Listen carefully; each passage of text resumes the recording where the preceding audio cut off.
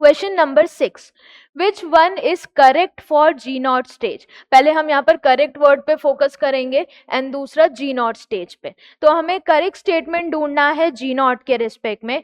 Ji not stage कौन सी होती है? बहुत सारी सेल्स जो हैं वो जीवन स्टेज को एग्जिट कर जाती हैं, और जब वो जीवन स्टेज को एग्जिट कर जाती हैं तो वो सेल साइकिल में नहीं जा रही हैं, मतलब वो अब डिवाइड नहीं करेगी। तो इस स्टेज को क्या बोला जाता है? जी नॉट या क्यूसेंट स्टेज। तो फर्स्ट क्या है? G naught is known as quiescent stage, ये बिल्कुल सही है।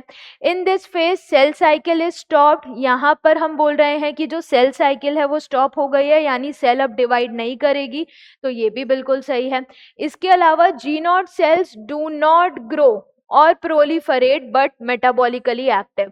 माना कि वो सेल साइकिल में अब पार्टिसिपेट नहीं कर रही है, डिवाइड नहीं कर रही है, पर फिर भी वो सेल अभी मेटाबॉलिकली एक्टिव है। जैसे कि ह्यूमन की हार्ट सेल्स या न्यूरॉन्स, वो यहाँ पर अब फिर से डिवाइड नहीं कर रही है, पर फिर भी वो मेटाबॉलिकली अपने फंक्शंस परफॉर्म कर रही है, यानी मेटाबॉलिकली एक्टिव है। तो ये स्टेटमेंट बिल्कुल सही है। G naught cells can divide in response to some stimulus. G naught cells जो हैं, अगर उनको कोई स्टिमुलस दिया जाए तो वो फिर से सेल साइकिल में आ सकती है और फिर से डिवाइड कर सकती है।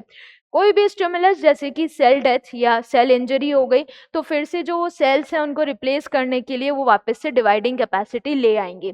तो चारों स्टेटमेंट सही है, all are correct. Correct answer क्या हो जाएगा? ऑप्शन ए।